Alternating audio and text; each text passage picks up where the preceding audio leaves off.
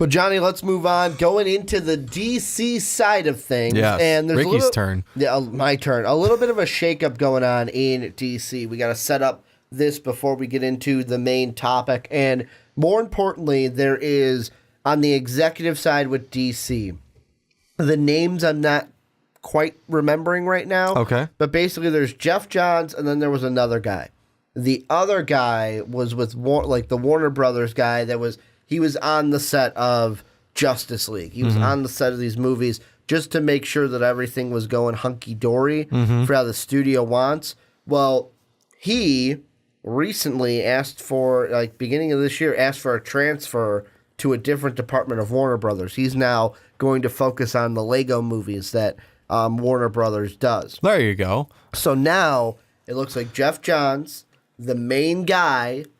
Well, I've been saying it for years now. And Jeff Johns we trust. Yep, there you go. That he is, and how they're explaining it's kind of going to be like Wonder Woman, where it's like, hey, these are going to be connected in some way, like bookend with like the picture in Wonder Woman. Like, okay, it's connected, but it's its own story off here. Exactly. With movies. And the big one that everyone's talking about is Batman, because the news is that Matt Reeves, who Planet of the Apes director, he is going to direct The Batman, which is the next solo Batman film that we have been promised. He has said that he plans to recast Ben Affleck. Yes. So he wants a new Batman. Batfleck. But Batfleck has said that, hey, I expect to finish out my contract, which ends in Flashpoint. So this tells me, first off, that what we talked about either 2 weeks ago or 3 weeks ago, when it came to the Flashpoint movie, and I said, you know what, this is where it's like the Flash changes the timeline, and boom, it's just the next movie. Here's our Batman. No one questions it. It's just we have a new Batman.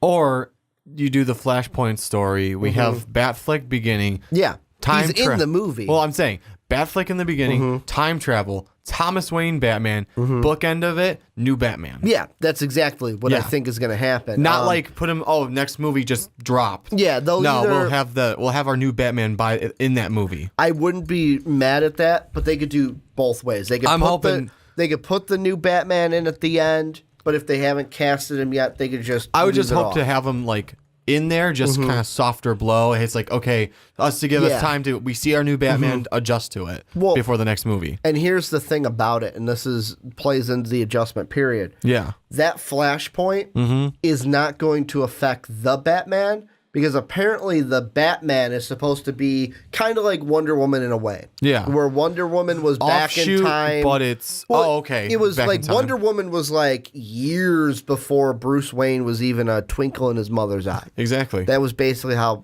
far back it was. Well, I mean, 1940s, if we think about the original Batman comic book story. True, I guess. Sorry, semantics. But what I am trying to say is the Batman, the Matt Reeves version, is supposed to be a younger Batman. Yeah. A younger one that we have now. So it's supposed to be in the past. So really the Flashpoint kind of shakeup, I'm going to call it. Yeah. Or the reboot, the retcon, whatever you want to use. Shouldn't mess with it. Won't mess with the Batman. It'll only affect the Justice League if and when you have the second Justice League movie. Yeah. Here's what I want to ask you. For the next Batman, the guy who will be in the Batman, who will eventually, I would think, would then be in the Justice League next movie. I want to ask you, I know you're not the DC guy, I'm the DC guy. Right now, who would be your leading candidate to be Batman after Batfleck? Well, honestly, I have to agree with the Screen Rants article we went over, and we talked about it. I don't think it was last time. It was like 2 podcasts ago. It was like 2 or 3 podcasts ago. Because that was Jake Gyllenhaal. Yeah. And I mean, that's just, I feel, so far, I like him as the top choice. But I mean, I'm looking at the Screen Rants article, and Michael Fassbender is not a terrible choice. But he's not. Does he look like a Batman, though? That's the thing. I feel like me. The picture they have on there doesn't quite do it justice 100%. When he has a little bit of gruff on there, the 5 o'clock shadow. And the thing is, actors can especially like weight and build wise. Yeah, like look at Josh Brolin for Cable. Exactly. Look at David Harbour for Hellboy. Like, oh man, guys can jack up or gain weight for roles if they need to. Yeah, and I mean he's not terrible. He's not like he's unfit already because he's been doing superhero movies already. Yeah. There's one in this list that I actually saw that like I can see his face, like facially he looks like Batman, and I'm trying to see who it is right now. It's not John Hamm, is it? No, it wasn't John Hamm. The thing that I think about is like Jake Gyllenhaal, I think could work as Batman, but part of me feels like I don't like. If you asked me today, Ricky, who's your number one choice to be Batman? I don't know. You don't know? I don't like, and I don't think that's a bad thing. Like in the past, it was like, hey, this guy should be Batman. This guy should be this person for another role that we're thinking about. I look at this point and I go, I don't know who should be the next Batman. Are there choices that could work? Yeah. Like I look at John Hamm, who in Mad Men was in Baby Driver. The thing I like that they could do there is, especially with him with the beard, to me, maybe it's just a picture I'm looking at on fortressofsolitude.co.za, but the picture that they have of him, he looks like he could be related to Jeffrey Dean Morgan, who he teased again a Thomas Wayne Batman. And in the Flashpoint stuff, they said they are going to heavily focus on Batman. Like, that storyline is going to be in there. I really hope so. Honestly. You know what just popped into my head? You know how you shoehorn and that's the word, the podcast, shoehorn. How do you shoehorn the new Batman into Flashpoint? Do exactly what they did at the end of the animated movie, where after the Flash resets everything, he comes back, and it's just Batman doing some, like, repairs on his utility belt, and Barry comes up and goes, hey, I got this for you, and he gives him a note, and he opens it, and it's just the part that says, love, Thomas Wayne, and it's just tears on the paper. Hit the paper. But you can actually show then, this is Batman now. Yeah. And you can even have the Flash himself like, whoa, Batman looks different. Batman has emotion. What did I... No, like... I'm kidding, though. No, he does look different. What have I done? What did I do? Did I do anything? And then just talks to him normally. And that, that's the great thing, too, about the Flashpoint part of it, is you can go with someone that looks a little bit younger than... Yeah. Than Batfleck. Batfleck, because... We're not calling him Ben Affleck anymore. We're just calling him Batfleck. No, you can go with someone at least that maybe looks a little bit younger than Batfleck even, because, I mean, that could change the time when they had Bruce or when this happened. Yeah. And that doesn't matter anymore then, whoever we had. But John Hamm, I can agree with you. I can see him as a Batman. The other one, I was looking at through this list that I have up in front of me, and I'm trying to find him again. Mike C. Hall, maybe. But the one I'm looking at off of the Screen Rant's article, his name is Wes Bentley, and he doesn't look like Batman, but he looks like Bruce Wayne. I can... Since we're I'm looking at him. I found him. Okay. I'm trying to see that picture. I kind of see Bruce Wayne in that one, at least. Just because I don't see Batman, though. I mean... That's the weird part. The thing that makes him... Oh, no, I'm unique. sorry. That's not what I was looking at. I was actually looking at Matt Bomer earlier, too. The hair kind of looks like the Christopher Nolan one. It's got kind of the wave to it. Yeah, okay. The Matt Bomer, however you want to say it. However you pronounce it. Bomer, I think is how you said it correctly. That looks more like Bruce Wayne. That's than the one I didn't scroll up enough. Here's the thing that I want to look at, though, with Wes Bentley. Yeah. And it says it right here in the Screen Rant article and I quote, the legend goes that Wes Bentley was producer/Bat expert Christopher Nolan's first choice to play Bruce Wayne in Batman v Superman. And it's easy to see why. Just look at him. He exudes Batman's unique brand of brooding charisma. He's also a total beefcake, which is also a great trait in a night-stalking vigilante. would that play in at all, do you think? That, hey, Christopher Nolan thought this guy would be a good Batman. Let's see. Like, would that put him to the top of the list with, like, a Jeff Johns because of Christopher Nolan and how well his Batman movies did, except for the third one? I feel like they except for the third one. I feel like they take that into consideration, definitely, because wouldn't you? I mean, it's like, well, Christopher Nolan was thinking about putting him in there. I would. A little bit, like at least a little bit of it would be like, okay, let me see. Well, it would at least get you a consideration for the role, which means they'd bring you in to see how you do. You know which one is interesting, and I know that you have not watched this TV series. Okay. But Friday Night Lights. Yeah. You know what I'm talking about, at least? I do. It's the football TV series. Yeah. Number 8 on that list, Kyle Chandler. Kyle Chandler was Coach Taylor in Friday Night Lights. It's unique, though, because, like, I look at him and I'm like, all right, I could see him being Batman. But you know who else I could also see him being? Superman. Like, I look at Kyle Chandler and I go, I see Superman a little bit more than Batman. I was going to say that exactly. I see more Superman than Batman in his face, especially that picture right there on the Batman 15 actors who can replace Ben Affleck article, Screen Rant's article. Yeah. The thing with, and I mean, I know you mentioned him earlier. Yeah. The thing with Michael Fassbender as Batman, because let's just get it out of the way. I know a lot of people are going to say, well, what about Michael Fassbender? I don't know. There's something about the look of Fassbender. Like, yes, there's how you're going to play the character, but I'm also a big one of how you're going to look to be the character, because the big thing, like Hugh Jackman, if you look at Hugh Jackman the first time he played Wolverine to Logan, completely different. You want to know why?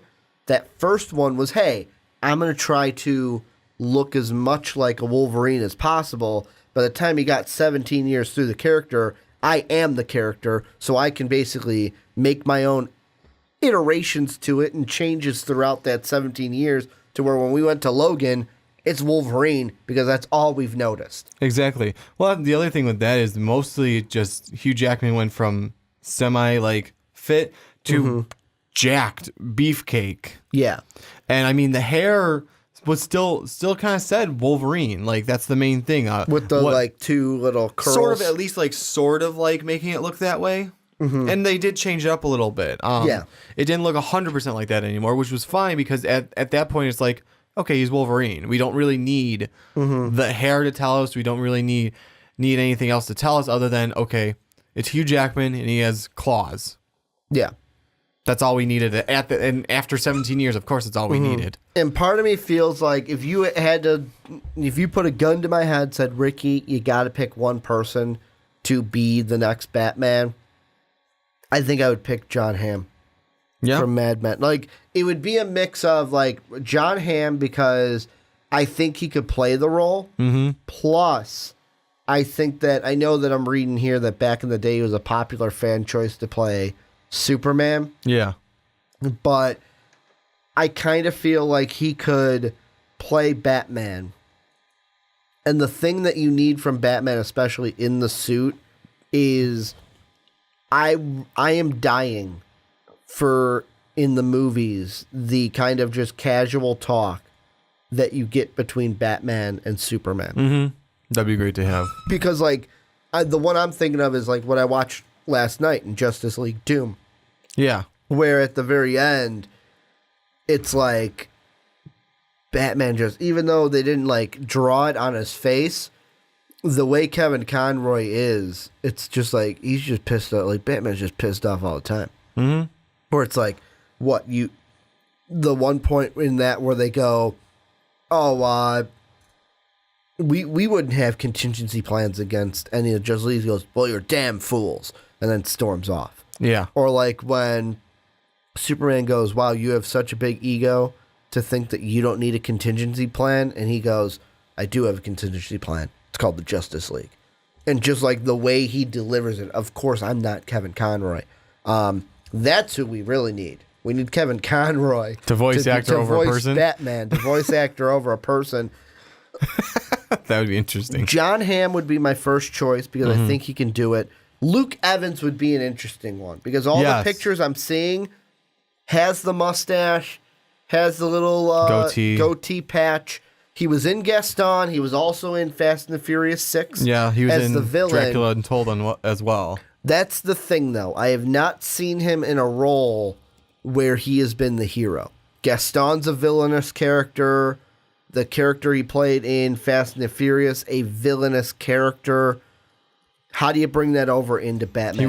He was like an anti-hero type thing in Dracula Untold. Okay. And I can see the only reason I can see him being it because of that is because it kind of had the same brute when it finally started to kick in that he's Dracula. Yeah. It kind of brought in this brooding thing because he had basically, and spoilers if you haven't seen it, but that's your fault because it's such an old movie now. At the camera. I did because we're so used to that. I love it though. I love it. No, the thing is, Dracula Untold. What happens is his village is being raided by a way bigger army, and he finds his cave. It's like, hey, the creature in there is basically the original Dracula in a sense. He's a demon, and he says, hey, I'm going to give you these powers for 3 days. If you drink blood in those 3 days, you're going to release me and you're going to stay as Dracula. Yeah. But if you don't, you'll change back to normal. Well, on the third day, they're raiding him. He loses his powers. That's keeping this army at bay. And it's like, he drinks blood. He drinks his wife's blood because she's about to die anyways. And then he kills off the other army. But the thing about that is when he like finally has to do that, he made that choice to save his village and stay this monster forever. It kind of like went into the brooding Batman thing. It's like, I'm doing it for the right reason, but it sucks. And that's why I look at it and I go, because I never saw that Dracula movie. Yeah. And there's part of me that goes, I'm not going to write you off completely, but that would be an interesting pick. Yes. And the thing about it is, the great thing about the Batman movie, is this will be a time for a new Batman to come in and boom, establish himself as Batman in our eyes. Yeah. Without having to worry about dealing with the Flash or dealing with Wonder Woman or here's Superman over here. It's basically just him being Batman, and that's all we are dealing with. Yeah. I want to ask you, before we move on into Mega Man, any final thoughts about the Batman, or Flashpoint in general? No, I would...